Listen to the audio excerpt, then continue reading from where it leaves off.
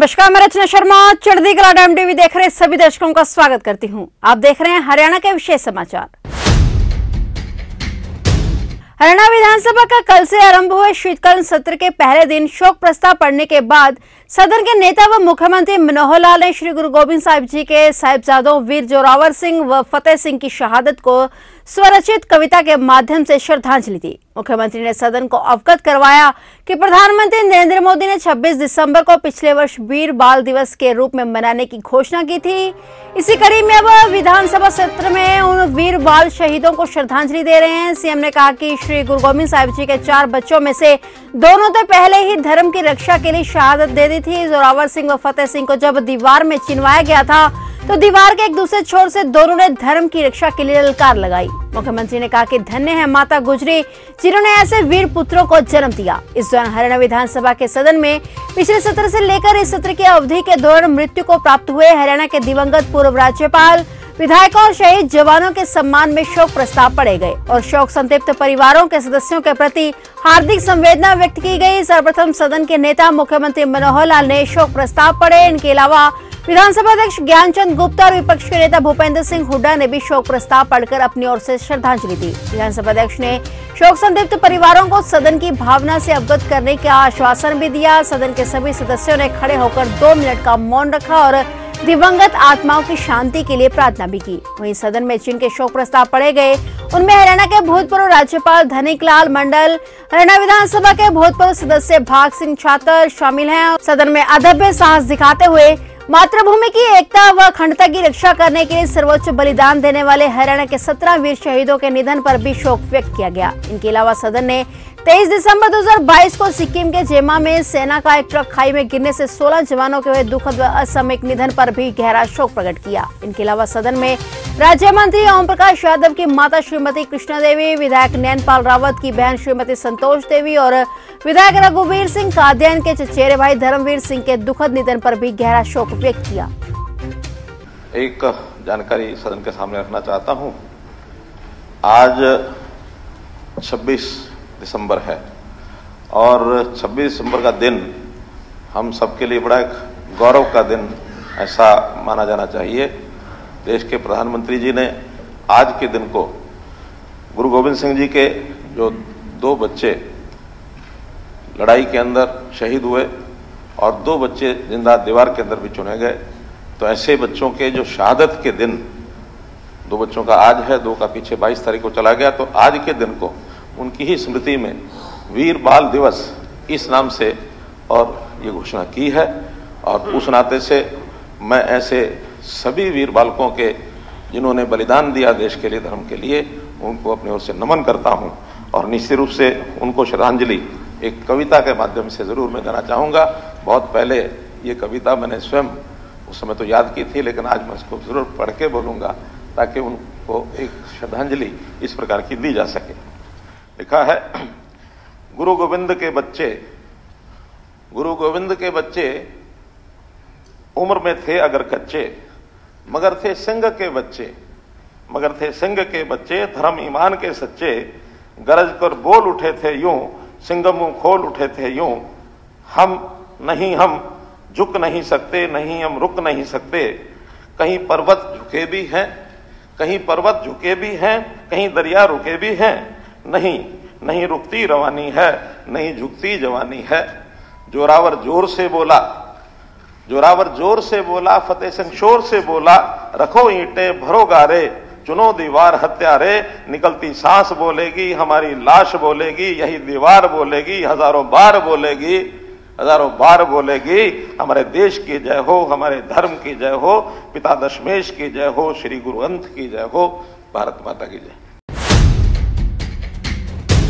हरियाणा के मुख्यमंत्री मनोहर लाल ने कहा है कि प्रदेश में नशे को जड़ से खत्म करने के लिए राज्य सरकार ने सख्त कदम उठाए हैं। नशा तस्करी में शामिल जो भी लोग हैं उन पर कानूनी रूप से सभी प्रकार की कार्रवाई की गई है और उनकी अवैध संपत्ति को भी चिन्हित कर उन्हें तोड़ा गया है। मुख्यमंत्री विधानसभा के शीतकालीन सत्र के पहले दिन विधायक अभय सिंह चौटाला द्वारा मादक पदार्थों की तस्करी से जुड़े लोगों के घर गिराने के संबंध में लगाए गए प्रश्न के उत्तर में बोल रहे थे।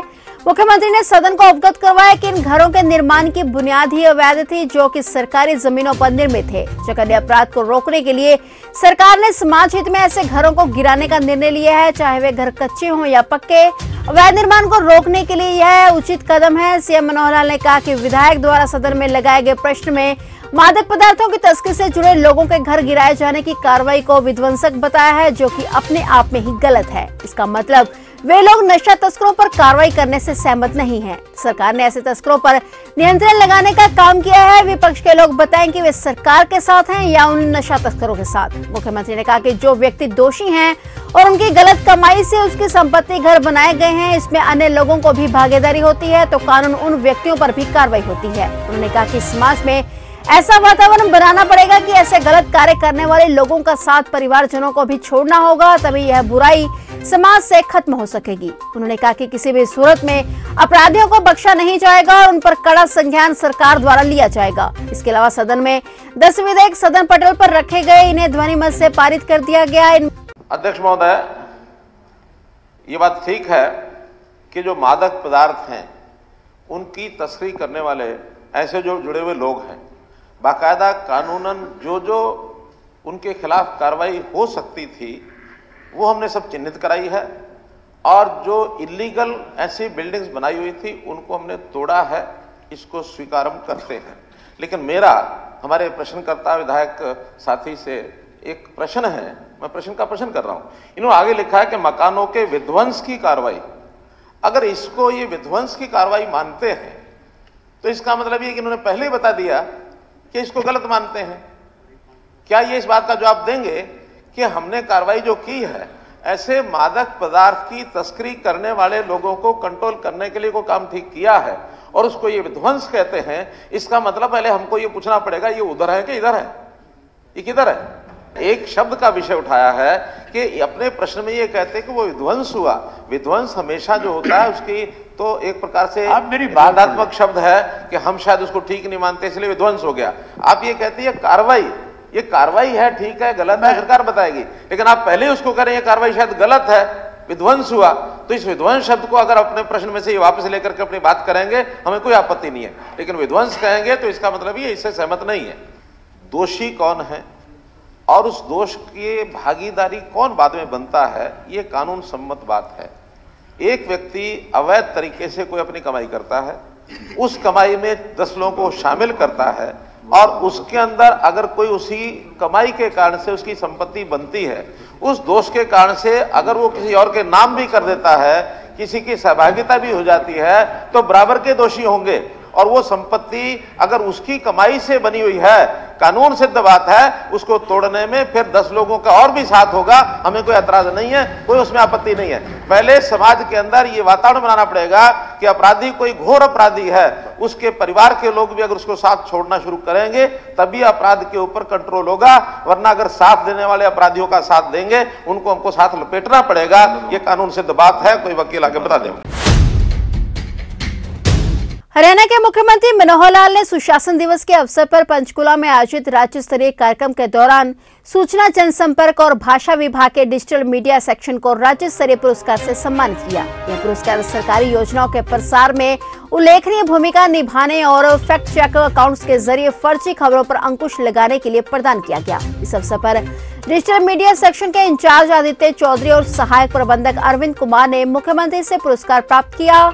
गौरतलब है कि सूचना जनसंपर्क एवं भाषा विभाग द्वारा डिजिटल मीडिया सेक्शन बनाया गया है ताकि सरकार से संबंधित आवश्यक सूचना, नवीनतम योजनाओं की जानकारी और अधिसूचनाओं की जानकारी प्रभावी और प्रामाणिक माध्यम से लोगों तक समय पर पहुंचे। डिजिटल मीडिया सेक्शन मुख्यमंत्री मनोहर लाल के प्रेरक नेतृत्व और सूचना जनसंपर्क एवं भाषा विभाग के प्रधान सचिव अनुराग अग्रवाल और सूचना जनसंपर्क एवं भाषा विभाग के महानिदेशक डॉक्टर अमित कुमार अग्रवाल के सक्षम और निरंतर मार्गदर्शन में काम कर रहा है। डिजिटल मीडिया सेक्शन की ट्विटर, फेसबुक, इंस्टाग्राम, यूट्यूब सहित 11 प्रमुख सोशल मीडिया प्लेटफॉर्म पर प्रभावशाली उपस्थिति है। यह सेक्शन फर्जी समाचारों एवं सूचनाओं की जांच करके अपने फैक्ट चेक अकाउंट के माध्यम से तुरंत प्रतिक्रिया देता है और सरकारी योजनाओं से संबंधित सूचनाओं का प्रसार करने में महत्वपूर्ण भूमिका निभा रहा है।